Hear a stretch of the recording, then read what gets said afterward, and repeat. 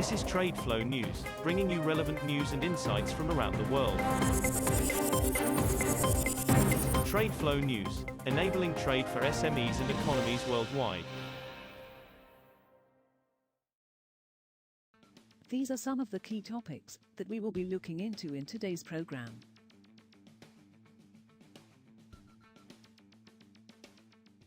First, let's take a look at the overnight headlines which are impacting the commodity markets.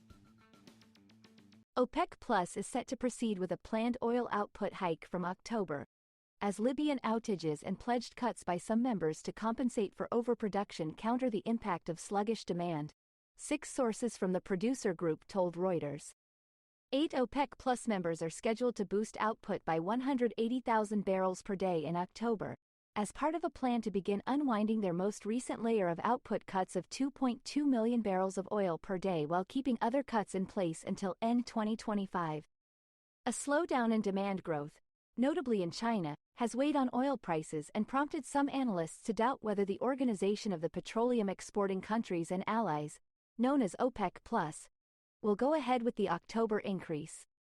U.S. oil consumption slowed in June to the lowest seasonal levels since the coronavirus pandemic of 2020, data from the U.S. Energy Information Administration showed on Friday.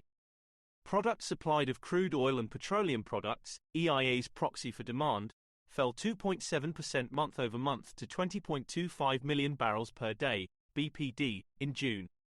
That is the lowest for June since 2020. The sharp decline comes after consumption rose to a seasonal high of 20.80 million barrels of oil per day in May.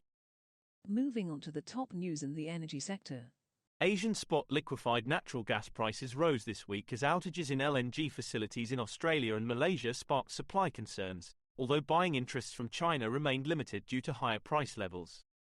The average LNG price for October delivery into Northeast Asia LNG was at $14 per million British thermal units, industry sources estimated, up from $13.80 per MMBTU last week. Supply concerns helped to support prices in Asia and Europe. The unplanned downtime at Australia's Ichthys affecting one train is set to last into October, and constraints to production at Malaysia's Bintulu are understood to have disrupted loading schedules for the coming weeks, said Samuel Good, head of LNG pricing at commodity pricing agency Argus.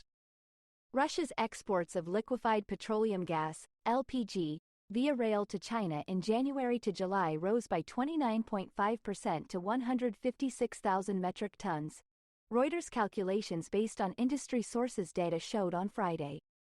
Industry sources said July exports were up almost 80% from May to June levels to 22,700 tons, recovering after state-owned Russian railways imposed restrictions on rail use due to heavy congestion. Traders said rail congestion in May and June was especially pronounced at the Zabaikalska-Manchuria border crossing due to maintenance work at the Manjoli Far East gas terminal. Next, we have the top news in metal markets. Copper prices were steady on Friday on optimism about more government support for the economy of top metals consumer China, and as some investors bet that prices bottomed out earlier this month. 3-month copper on the London Metal Exchange was little changed at $9,245 per ton by 16:15 GMT after rising earlier in the session to $9,382. Copper and other base metals paired gains after U.S. inflation data reinforced expectations that the Federal Reserve will likely cut interest rates by a smaller 25 basis points next month. Prices of iron ore futures fell on Friday, weighed by persistently sliding near-term demand and higher stocks in top producer China, but were headed for a second straight week of gains. The most traded January iron ore contract on China's Dalian Commodity Exchange ended daytime trade 0.53% lower at 754 yuan, $106.33 a metric ton. The benchmark October iron ore on the Singapore Exchange slipped 1.03% to $101.15 a ton, as of 0717 GMT, staying well above the key psychological level of $100 for 5 straight sessions. We will now look at the top news in the agricultural sector. Indonesia seeks to import another 900,000 metric tons of rice until the end of this year amid expectations of lower output and delayed planting season, the country's food procurement company Bulog said on Friday. As of August 30th, Bulog has contracted 2.7 million tons of rice import of the allocated quota of 3.6 million tons for this year, Bullogg's chief executive Bayu Krishnamurthy said. We want to import another 900,000 tons. We are trying to have all contracted and delivered this year, Bayu told reporters. That is all for today's news on commodity markets. Stay tuned to TradeFlow News as we continue to provide you with more updates. We also invite you to follow us on Twitter at TradeFlow News, which allows you to watch our program on your mobile device or desktop to receive information from there.